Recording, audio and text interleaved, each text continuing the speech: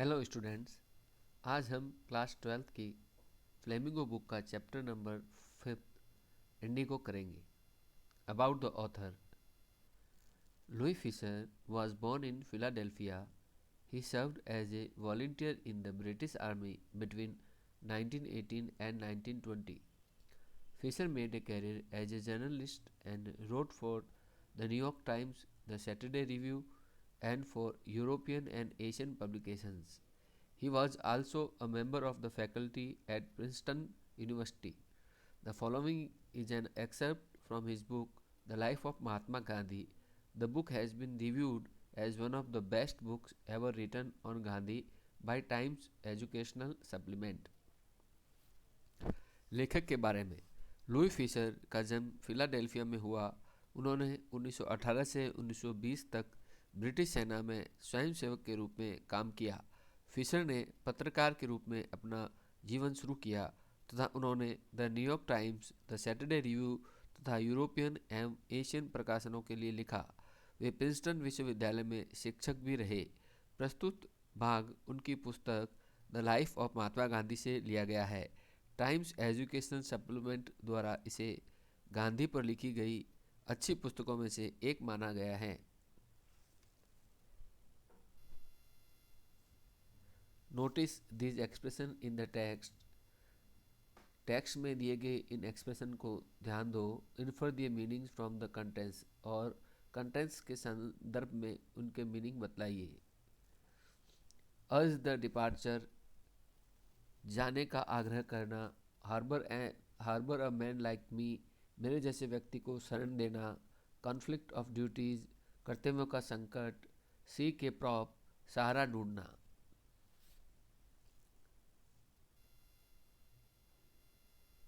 When I first visited Gandhi in 1942 at his ashram in Sevagram in central India, he said, I will tell you how it happened that I decided to urge the departure of the British. It was in 1917. जब मैं 1942 में पहली बार गांधी से मध्य भारत में स्थित उनके सेवाग्राम आश्रम में मिला तो वे मुझसे बोले, मैं तुम्हें बतलाऊंगा कि ऐसा किस प्रकार हुआ कि मैंने अंग्रेज़ों के चले जाने का आग्रह करने का निश्चय कर लिया। यह बात 1917 की थी। He had gone to the December 1916 annual convention of the Indian National Congress Party in Lucknow. वह दिसंबर 1916 के भारतीय राष्ट्रीय कांग्रेस पार्टी के लखनऊ के वार्षिक अधिवेशन में गए थे। There were 2301 delegates and many visitors, वहाँ पर 2301 प्रतिनिधि थे तथा बहुत सारे दर्शक आए थे। During the proceedings Gandhi recounted, a pigeon came up to me looking like any other pigeon in India, poor and emaciated, and said, I am Rajkumar Shukla, I am from Champaran and I want you to come to my district. कार्यवाही के दौरान गांधी ने बताया कि एक किसान मेरे पास आया जो भारत के किसी अन्य किसान जैसा दिखाई देता था, गरीब एवं पतला दुबला, और उसने कहा था, मैं राजकुमार शुक्ला हूँ, मैं चंपारण से आया हूँ और मैं चाहता हूँ कि आप मेरे ज़िले में पधारें। Gandhi had never heard of this place. It was in the foothills of the towering Himalayas near the kingdom of Nepal. Gandhi ने इस स्थान के बारे में कभी नहीं सुना था। यह ऊंचे हिमालय की निचली पहाड़ियों में स्थित था और नेपाल देश के निकट था। Under an ancient arrangement, the Champaran peasants were sharecroppers. Rajkumar Shukla was one of them. He was illiterate but resolute. एक प्राचीन व्यवस्था के हिसाब से चंपारण के किसान बटाईदार थे। राजकुमार शुक्ला भी उन्हीं में से एक था। वह अनपढ़ किंतु दृढ़ निश्चयी व्यक्ति था। He had come to the Congress session to complain about the injustice of the landlord system in Bihar, and somebody had probably said, speak to Gandhi.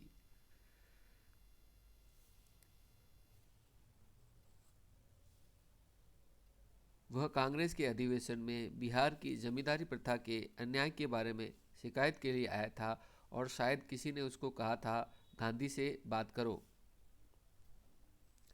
Gandhi told Shukla he had an appointment in Kanpur and was also committed to go to other parts of India. Shukla accompanied him everywhere. Then Gandhi returned to his ashram near Ahmedabad. Shukla followed him to the ashram. For weeks he never left Gandhi's side. Fix a date, fix a date, he begged. Gandhi ने शुक्ला से कहा कि उनका कानपुर में पहले से नियोजित कार्यक्रम है और उन्होंने भारत के अन्य भागों में जाने का वचन दे रखा है। शुक्ला गांधी के साथ सभी जगह गया। फिर गांधी अहमदाबाद स्थित अपने आश्रम पर वापस आ गए। शुक्ला भी उनके पीछे पीछे आश्रम पहुंचा। सप्ताहों तक वह गांधी के निकट से हटा नहीं। एक तारीख तो तय कर दीजिए, उसने प्रार्थना की। Impressed by the sharecroppers' tenacity and story, Gandhi said, "I have to be in Calcutta on such and such a date. Come and meet me and take me from there." बटाईदार की लगन तथा उसकी कहानी से प्रभावित होकर गांधी ने कहा, मुझे फला फला तारीख को कलकत्ता में रहना है, आना और मुझसे मिलना तथा वहाँ मुझे ले चलना। Months passed. Shukla was sitting on his haunches at the appointed spot in Calcutta when Gandhi arrived. महीनों गुजर गए। शुक्ला कलकत्ता में तयशुदा स्थान पर उकड़ू बैठा हुआ था जब गांधी वहां पहुंचे।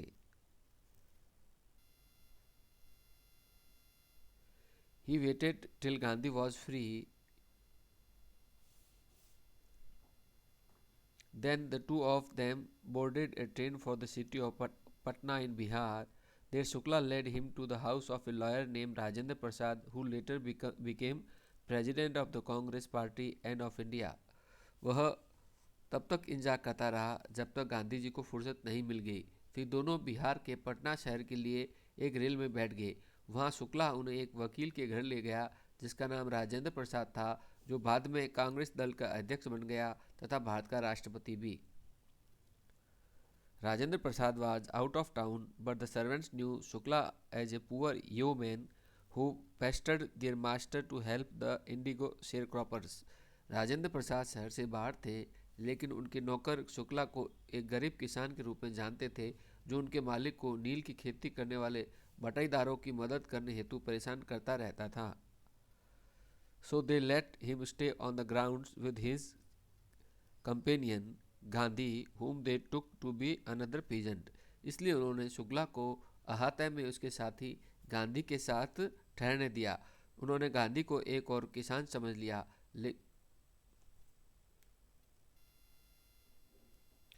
But Gandhi was not permitted to draw water from the well lest some drops from his bucket pollute the entire source. How did they know that he was not an untouchable? लेकिन गांधी को कुएं से पानी खींचने की अनुमति नहीं थी, क्योंकि उनकी बाल्टी से गिरी कुछ बूंदें सारे कुएं के पानी को गंदा कर सकती थी। वे भला कैसे जानते थे कि गांधी एक अछूत व्यक्ति नहीं थे। Gandhi decided to go first to Muzaffarpur, which was en route to Champaran, to obtain more complete information about condition than Shukla was capable of imparting. Gandhi ने पहले मुजफ्फरपुर जाने का निश्चय किया, जो चंपारण के रास्ते में ही था, ताकि वह किसानों की दशा के बारे में जितनी जानकारी दे सकने में शुक्ला समर्थ था, उससे अधिक जानकारी ले सके।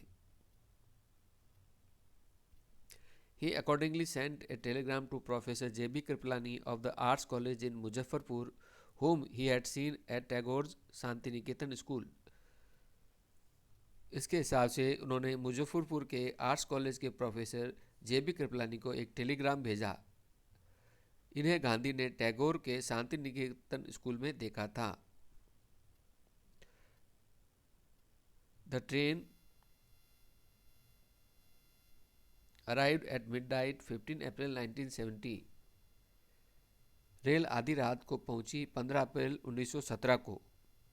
Kripalani was waiting at the station with a large body of students. Gandhi stayed there for 2 days in the home of Professor Malkani, a teacher in a government school. Kripalani station पर छात्रों के एक बड़े समूह के साथ इंतजार कर रहे थे।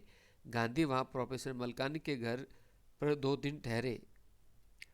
मलकानी सरकारी स्कूल में अध्यापक थे। It was an extraordinary thing in those days, Gandhi commented, for a government professor to harbor a man like me. In smaller localities, the Indians were afraid to show sympathy for advocates of home rule. उन दिनों ये बड़ी असाधारण बात थी। गांधी ने टिप्पणी की कि एक सरकारी प्रोफेसर मेरे जैसे व्यक्ति को अपने घर पर शरण दे। छोटी बस्तियों में भारत के लोग स्वराज्य के समर्थकों के प्रति सहानुभूति दिखाने से डरते थे। The news of Gandhi's advent and of the nature of his mission spread quickly through Muzaffarpur and to Champaran. Gandhi के आगमन तथा उनके लक्ष्य की प्रकृति के बारे में समाचार शीघ्र ही मुजफ्फरपुर में और चंपारण में फैल गया। Sharecroppers from Champaran began arriving on foot and by conveyance to see their champion. Champaran के बटाईदार किसान पैदल व अन्य साधनों से आना शुरू हो गए ताकि अपने नेता के दर्शन कर सके। Muzaffarpur lawyers called on Gandhi to brief him. They frequently represented peasant group in court. They told him about their cases and reported the size of their fee. Muzaffarpur के वकील गांधी से मिले और उन्हें संक्षेप में मामले के सारांश से अवगत कराया। वे प्राय किसानों के समूह का प्रतिनिधित्व न्यायालय में करते थे। उन्होंने गांधी को अपने मामलों के बारे में बताया और अपनी फीस के आकार के बारे में भी बताया। Gandhi chided the lawyers for collecting big fee from the sharecroppers. He said, I have come to the conclusion that we should stop going to law courts. Taking such cases to the courts does little good. Gandhi ने वकीलों को बटाईदारों से भारी fees लेने के कारण बहुत डांटा। उन्होंने कहा, मैं इस निष्कर्ष पर पहुंचा हूं कि हमें कोर्ट्स में जाना बंद कर देना चाहिए। ऐसे मामलों में कोर्ट में जाने से कोई लाभ नहीं है। Where the peasants are so crushed and fear-stricken, law courts are useless. The real relief for them is to be free from fear. जहाँ किसान इतने दबे कुचले हैं और भयभीत हैं, वहाँ न्यायालय बेकार है। उन्हें असली राहत भय से मुक्त होने से ही मिल सकती है। Most of the arable land in the Champaran district was divided into large estate owned by Englishman and worked by Indian tenants. Champaran जिले में अधिकतर जोते जा सकने वाली जमीन बड़ी बड़ी जागीरों में विभाजित कर दी गई थी। इनके स्वामी अंग्रेज लोग थे तथा भारतीय काश्तकार इन पर खेती करते थे। The chief commercial crop was indigo. मुख्य व्यापारिक फसल थी नील। The landlords compelled all tenants to plant 3/20 or 15% of their holdings with indigo and surrender the entire indigo harvest as rent. This was done by long-term contract. जागीरदार सभी काश्तकारों को उनकी जमीन के 3/20वें हिस्से अथवा 15% भाग में नील बोने के लिए तथा सारी नील की फसल को किराए के रूप में स्वामियों को समर्पित करने के लिए बाध्य करते थे। ऐसा एक दीर्घकालीन समझौते के द्वारा किया जाता था।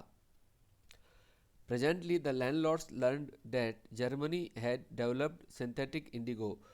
They thereupon obtained agreement from the sharecroppers to pay them compensation for being released from the 15% arrangement. कुछ समय पूर्व ही जागीरदारों को मालूम पड़ा कि जर्मनी ने कृत्रिम नील विकसित कर ली थी। इस पर उन्होंने बटाईदारों से समझौते कर लिए कि वे अर्थात बटाईदार उन्हें 15% प्रणाली से मुक्त करने के बदले क्षतिपूर्ति देंगे। The sharecropping arrangement was irksome to the peasants and many signed willingly.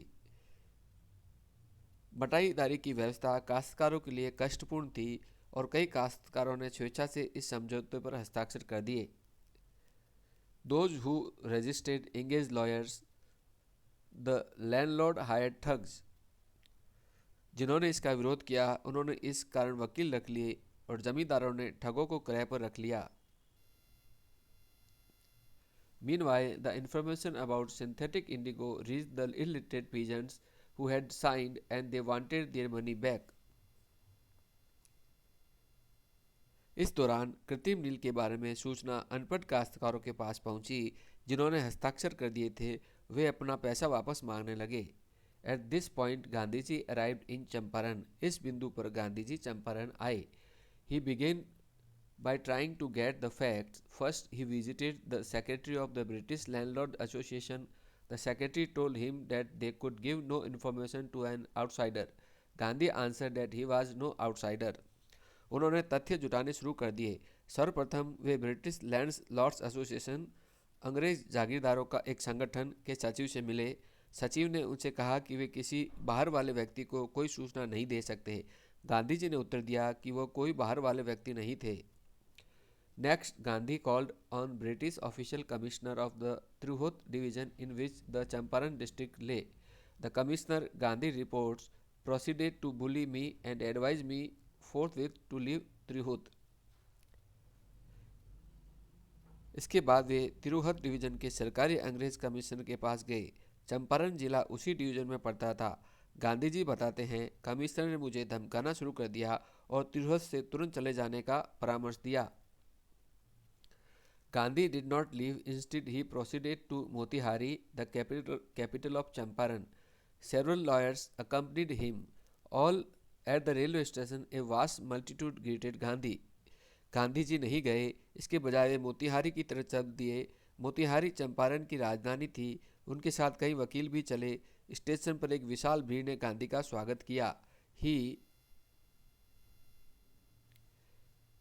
He went to a house and, using it as headquarters, continued his investigations. A report came in that a peasant had been maltreated in a nearby village. Gandhi decided to go and see. The next morning, he started out on the back of an elephant. He had not proceeded far when the police superintendent's messenger overtook him and ordered him to return to town.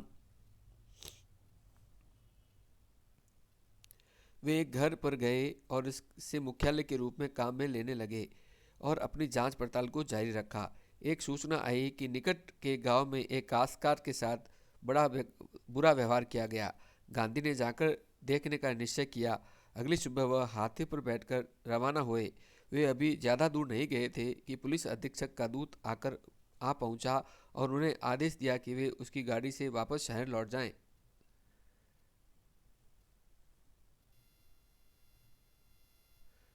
In his carriage, Gandhi compiled. The messenger drove Gandhi him home, where he served him with an official notice to quit Champaran immediately. Gandhi signed a receipt for the notice and wrote on it that he would disobey the order. Gandhi ने आदेश का पालन किया। दूत ने गाड़ी से गांधी को घर पहुंचा दिया तथा उन्हें एक सरकारी आदेश थमा दिया कि वे तुरंत चंपारण छोड़ दें। गांधी ने इस आदेश की प्राप्ति पर हस्ताक्षर किए और इस पर यह लिख दिया कि वह इस आदेश की अवहेलना करते हैं।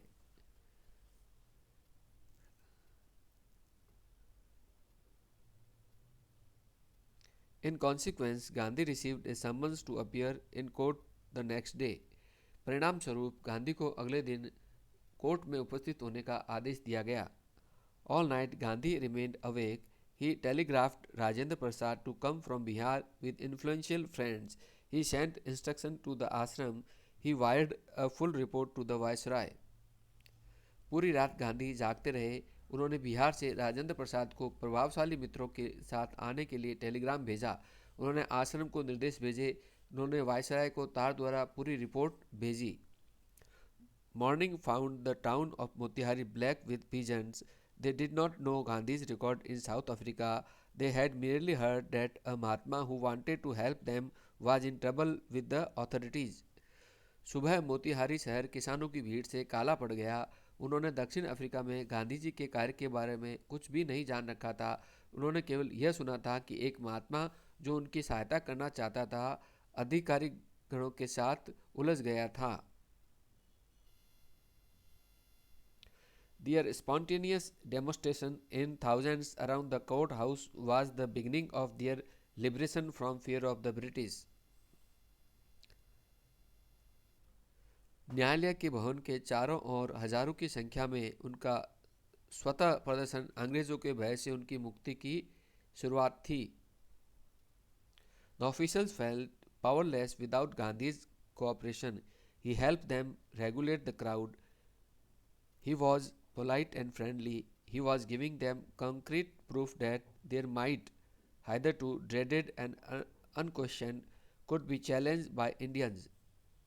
अधिकारीगणों ने गांधी के सहयोग के बिना शक्तिहीन महसूस किया। उन्होंने गांधी से भीड़ को नियंत्रित करने में सहायता की उनकी सहायता मांगी। वह विनम्र एवं मैत्री भाव से भरे थे। वह उन्हें पक्का सबूत दे रहे थे कि उनकी शक्ति जो अब तक भय पैदा करने वाली थी तथा अकाट्य थी, उसे भारतीयों के द्वारा चुनौती दी जा सकती थी। The government was baffled. The prosecutor requested the judge to postpone the trial. Apparently, the authorities wished to consult their superiors. सरकार चकरा गई थी। अभियोजक ने न्यायाधीश से प्रार्थना की कि वह मुकदमे को स्थगित कर दे। स्पष्ट था कि अधिकारीगण अपने वरिष्ठ लोगों से सलाह लेना चाहते थे। Gandhi protested against the delay. He read a statement pleading guilty. He was involved, he told the court, in a conflict of duties. On the one hand, not to set a bad example as a lawbreaker. Gandhi ने इस देरी का विरोध किया। उन्होंने एक वक्तव्य पढ़ा जिसमें उन्होंने अपना अपराध स्वीकार कर लिया। उन्होंने कोर्ट से कहा कि उनके सामने कर्तव्यों का संकट था। एक और वे कानून तोड़ने वाले के रूप में बुरा उदाहरण पेश करना नहीं चाहते थे। दूसरी ओर,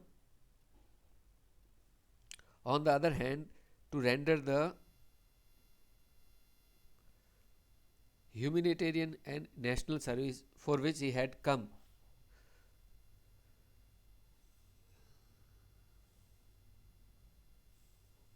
दूसरी ओर वे मानवीय एवं राष्ट्रीय सेवा प्रदान करना चाहते थे जिसके लिए वह यहाँ आए थे।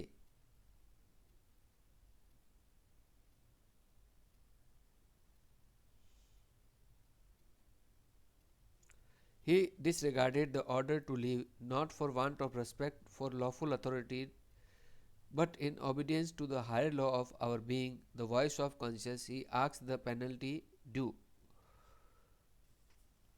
उन्होंने वहां से चले जाने के आदेश को नहीं माना, कानून सम्मत शासन के प्रति सम्मान के अभाव के कारण नहीं, बल्कि हमारे अस्तित्व के और भी बड़े कानून की आज्ञाकारिता के लिए, अंतरात्मा की आवाज़ के लिए उन्हें देह दंड की मांग की। The magistrate announced that he would pronounce sentence after a 2-hour recess and asked Gandhi to furnish bail for those 120 minutes. Gandhi refused. The judge released him without bail. Magistrate ने घोषणा की कि वह 2 घंटे के मध्यांतर के बाद फैसला सुनाएगा। तब गांधी ने उनसे 120 मिनट के लिए जमानत देने को कहा। गांधी ने ऐसा करने से इनकार कर दिया। न्यायाधीश ने उन्हें बिना जमानत के ही छोड़ दिया। When the court reconvened, the judge said he would not deliver the judgment for several days. Meanwhile, he allowed Gandhi to remain at liberty. जब न्यायालय फिर जुड़ा तो न्यायाधीश ने कहा कि वह कई दिनों तक अपना फैसला नहीं सुनाएगा। इस दौरान उसने गांधी को स्वतंत्र रहने की अनुमति दे दी। राजेंद्र प्रसाद, ब्रिज किशोर बाबू, मौलाना मजरूल हक and several other prominent lawyers had arrived from Bihar. Rajendra Prasad, Brij Kishore Babu, Maulana Mazharul हक तथा कई अन्य प्रमुख वकील बिहार से आ गए थे। They conferred with Gandhi. उन्होंने गांधी से विचार विमर्श किया। What would they do if he was sentenced to prison? Gandhi ने उनसे पूछा कि अगर उन्हें कारावास की सजा दी जाती है तो वे लोग क्या करेंगे।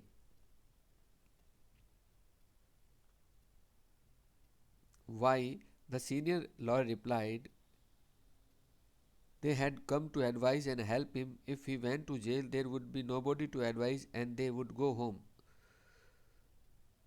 वरिष्ठ वकील ने उत्तर दिया कि वे उन्हें सलाह देने तरह उनकी मदद करने आए थे। अगर वह जेल चले गए तो फिर सलाह लेने को कोई नहीं रहेगा और वे अपने अपने घर चले जाएंगे।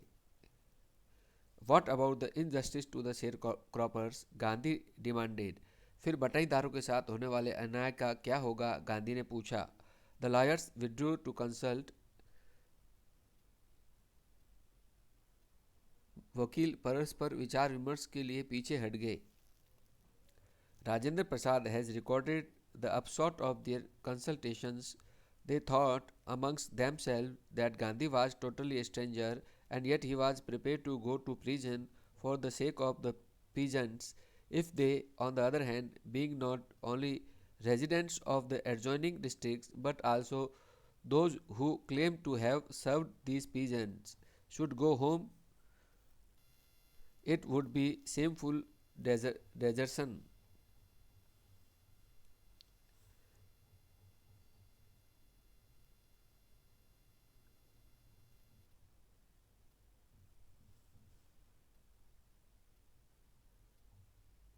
राजेंद्र प्रसाद ने वकीलों के विचार विमर्श के निष्कर्ष का लेखा जोखा अंकित किया। उन्होंने आपस में सोचा कि गांधी बिल्कुल अजनबी व्यक्ति थे, किंतु फिर भी वह किसानों के हित के लिए जेल जाने को तैयार थे। अगर वे दूसरी तरफ न केवल आसपास के जिलों के निवासी होते हुए बल्कि इन किसानों की सेवा करने का दावा करते हुए भी अगर अपने घर लौट जाएंगे तो ये एक शर्मनाक धोखा होगा। They accordingly went back to Gandhi and told him they were ready to follow him into jail. तदनुसार वे गांधी के पास वापस आए और उनसे कहा कि वे उनके पीछे पीछे जेल जाने को तैयार थे। The battle of Champaran is one. Champaran की लड़ाई जीत ली गई है। ही एक्सप्लेन्ड। गांधी ने भाव विभोर होकर कहा।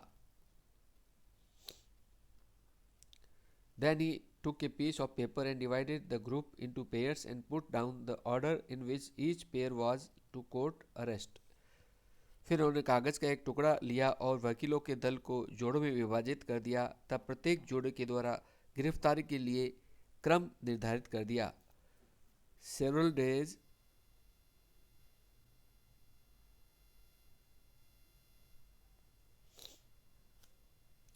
Several days later, Gandhi received a written communication from the magistrate informing him that the lieutenant governor of the province had ordered the case to be dropped.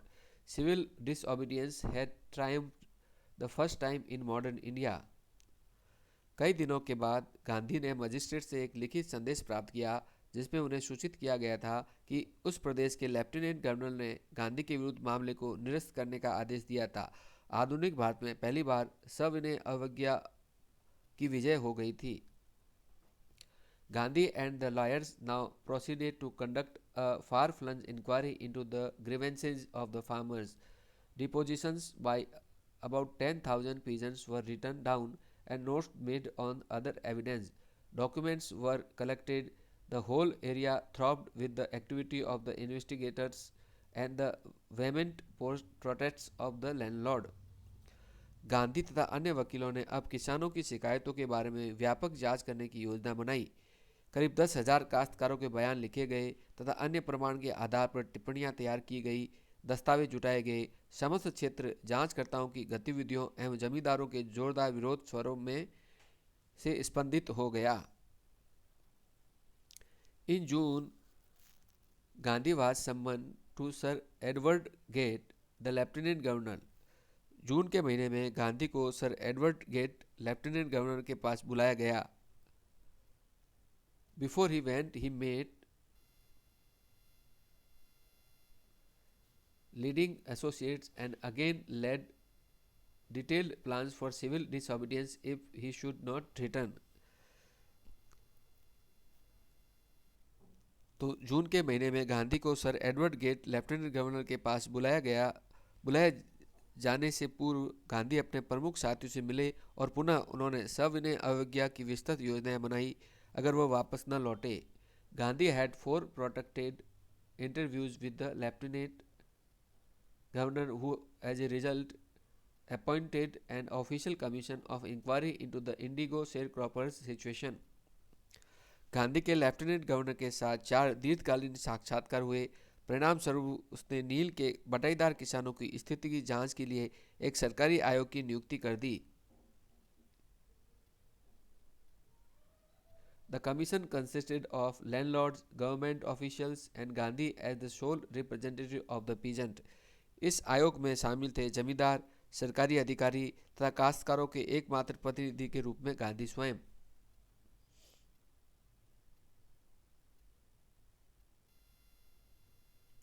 Gandhi remained in Champaran for an initial uninterrupted period of 7 months and then again for several shorter visits. The visit, undertaken casually on the entry of an unlettered peasant in the expectation that it would last a few days, occupied almost a year of Gandhi's life. 7 महीनों के प्रारंभिक लगातार काल के लिए गांधी चंपारण में रहे और फिर कई बार थोड़े थोड़े समय के लिए जाते रहे। जो यात्रा उन्हें संयोगवश एक अनपढ़ काश्तकार की प्रार्थना के कारण की थी, इस उम्मीद के साथ कि यह कुछ समय की बात होगी, उसने गांधी के जीवन का करीब 1 वर्ष ले लिया। The official inquiry assembled a crushing mountain of evidence against the big planters, and when they saw this, they agreed, in principle, to make refunds to the peasants. But how much must we pay? They asked Gandhi. सरकारी जांच ने बड़े जमींदारों के विरुद्ध सबूतों का एक भारी भरकम पहाड़ इकट्ठा कर लिया, और जब उन्होंने इसे देखा तो सिद्धांत रूप से सहमत हो गए कि काश्तकारों का पैसा लौटा दिया जाए। लेकिन हमें कितना पैसा चुकाना होगा, उन्होंने गांधी से पूछा। They thought he would demand repayment in full of the money which they had illegally and deceitfully extorted from the sharecroppers. He asked only 50%. There he seemed adamant, writes Reverend J.G. Hawes, a British missionary in Champaran who observed the entire episode at close range, thinking probably that he would not give way. The representative of the planters offered to refund to the extent of 25%, and to his amazement, Mr. Gandhi took him at his word, thus breaking the deadlock. वे सोचते थे कि गांधी पूरा पैसा चुकाने की मांग करेंगे जो उन्होंने गैरकानूनी एवं कपटपूर्ण तरीके से बटाईदारों से ठग लिया था। गांधी जी ने केवल 50% राशि मांगी। इस पर वह दृढ़ प्रतीत हुए। ऐसा लिखा था चंपारण में एक अंग्रेज मिशनरी सम्माननीय जेड हॉज ने, जिन्होंने सारे प्रकरण को निकट से देखा था। संभवतः यह सोचते हुए कि गांधी मानेंगे नहीं, जमींदारों के प्रतिनिधि ने 25% राशि लौटाने का प्रस्ताव रखा, और उसे आश्चर्य था कि गांधी ने उनकी बात को स्वीकार कर लिया और इस प्रकार गतिरोध तोड़ दिया गया। This settlement was adopted unanimously by the commission. Gandhi explained that the amount of the refund was less important than the fact that the landlords had been obliged to surrender part of the money and with it parts of their prestige. आयोग के द्वारा इस समझौते को सर्वसम्मति से स्वीकार कर लिया गया।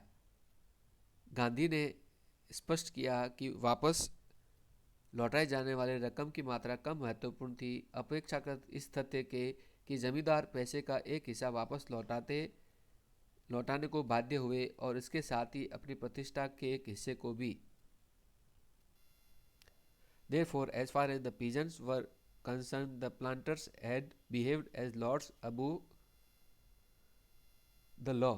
Now the peasants saw that he had rights and defenders. He learned courage. इसलिए जहाँ तक किसानों का संबंध था, जमींदारों ने उनके साथ ऐसा व्यवहार किया जैसे वे कानून से ऊपर हो।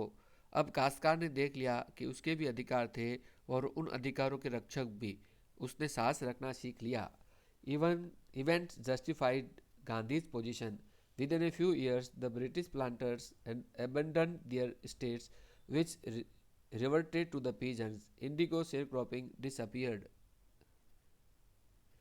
घटनाओं ने गांधी की बात को तर्कसंगत ठहरा दिया। कुछ ही वर्षों के भीतर जमींदारों ने अपनी संपदाओं का परित्याग कर दिया। ये वापस काश्तकारों को मिल गई। नील की बटाईदारी गायब हो गई। Gandhi never contented himself with large political or economic solutions.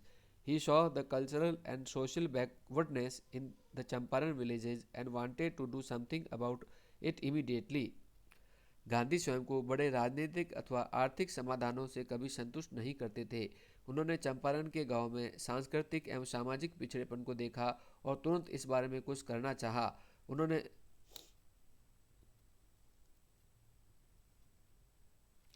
He appealed for teachers Mahadev Desai and Narhari Parikh, two young men who had just joined Gandhi as disciples, and their wives volunteered for the works.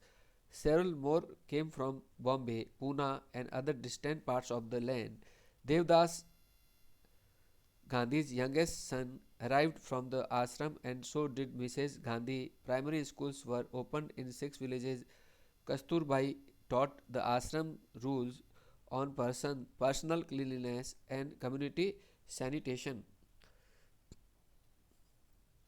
उन्होंने अध्यापकों के लिए appeal की। महादेव देसाई तथा नरहरि पारिक ने, दो युवक जिन्होंने गांधी का शिष्यत्व ग्रहण किया ही था, तथा उनकी पत्नियों ने काम करने की स्वेच्छा से इच्छा जताई थी। कई अन्य लोग बॉम्बे, पूना तथा देश के दूरस्थ भागों से आए। गांधी के सबसे छोटे बेटे देवदास आश्रम से आए और श्रीमती गांधी ने भी ऐसा ही किया। 6 गांवों में प्राथमिक स्कूल खोले गए। कस्तूरबाई ने व्यक्तिगत स्वच्छता तथा सामुदायिक स्वास्थ्य पर आश्रम से संबंधित नियमों की शिक्षा दी। Health conditions were miserable. Gandhi got a doctor to volunteer his services for 6 months. 3 medicines were available: castor oil, quinine, and sulfur ointment. Anybody who showed a coated tongue was given a dose of castor oil. Anybody with malaria fever received quinine plus castor oil. Anybody with skin eruptions received ointment plus castor oil. स्वास्थ्य की स्थितियां भी अत्यंत दयनीय थी। गांधी ने एक doctor को 6 माह के लिए स्वैच्छिक सेवा देने हेतु तैयार कर लिया था। 3 दवाएं उपलब्ध करवाई गई थी: एरंडी का तेल, कोनैन तथा सल्फर का मलहम। कोई भी व्यक्ति जिसकी जीभ मैली हो जाती उसे एरंडी के तेल की खुराक दी जाती। मलेरिया के बुखार आने पर व्यक्ति को कुनैन एवं एरंडी का तेल दिया जाता तथा जिस व्यक्ति की चमड़ी पर फुंसियां हो जाती उसे मलहम एवं एरंडी का तेल दिया जाता। Gandhi noticed the filthy state of women's clothes. He asked Kasturbai to talk to them about it. One woman took Kasturbai into her hut and said, "Look, there is no box or cupboard here for clothes. The sari I am wearing is the only one I have." Gandhi ने स्त्रियों के वस्त्रों की गंदी दशा को देखा।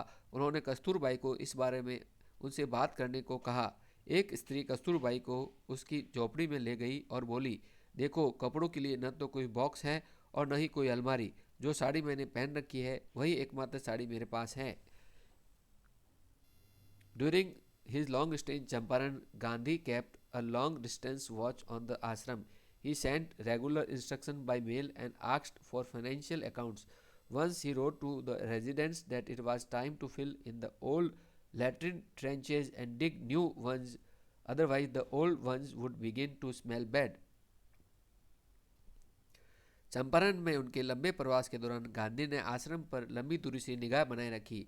उन्होंने डाक द्वारा नियमित रूप से निर्देश भेजे और धन के लेखे जोखे मांगे।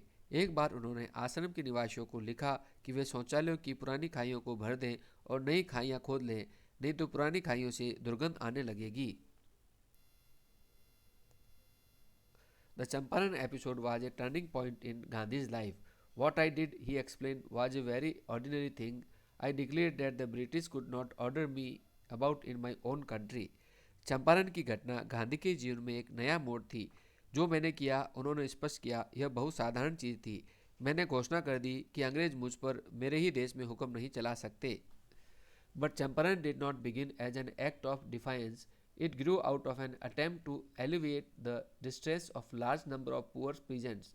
This was the typical Gandhi pattern. His politics were intertwined with the practical day-to-day problems of millions. His was not a loyalty to abstractions, it was a loyalty to living human beings. लेकिन चंपारण की घटना अवज्ञा के कृत्य के रूप में शुरू नहीं हुई थी। यह गरीब किसानों की बहुत बड़ी संख्या का कष्ट कम करने के प्रयास से विकसित हुई थी। यह गांधी का एक विशेष तरीका था। उनकी राजनीतिक लाखों लोगों की व्यावहारिक एवं रोजमर्रा की समस्याओं से जुड़ी हुई थी। उनकी निष्ठा मात्र कल्पनाओं के प्रति नहीं थी, यह जीते जागते इंसानों के प्रति थी। In everything Gandhi did, moreover, he tried to mold a new free Indian who could stand on his own feet and thus make India free. इसके अलावा गांधी जो भी करते थे वे एक नए आज़ाद भारत को आकार प्रदान करने का प्रयास करते थे जो अपने ही पैर पर खड़ा हो सके और इस प्रकार वह भारत को आज़ाद बना सके। Early in the Champaran action, Charles Freer Andrews, the English pacifist who had become a devoted follower of the Mahatma, came to bid Gandhi farewell before going on a tour of duty to Fiji Islands. Champaran कार्रवाई के प्रारंभ में Charles फ्रियर Andrews, एक अंग्रेज शांति दूत जो गांधी का समर्पित अनुयायी बन गया था, फिजी द्वीपों पर अपने काम के दौरे पर जाने से पहले गांधी के पास अलविदा कहने आया।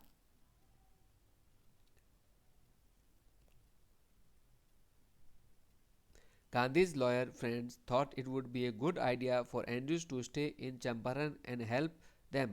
Andrews was willing if Gandhi agreed, but Gandhi was vehemently opposed.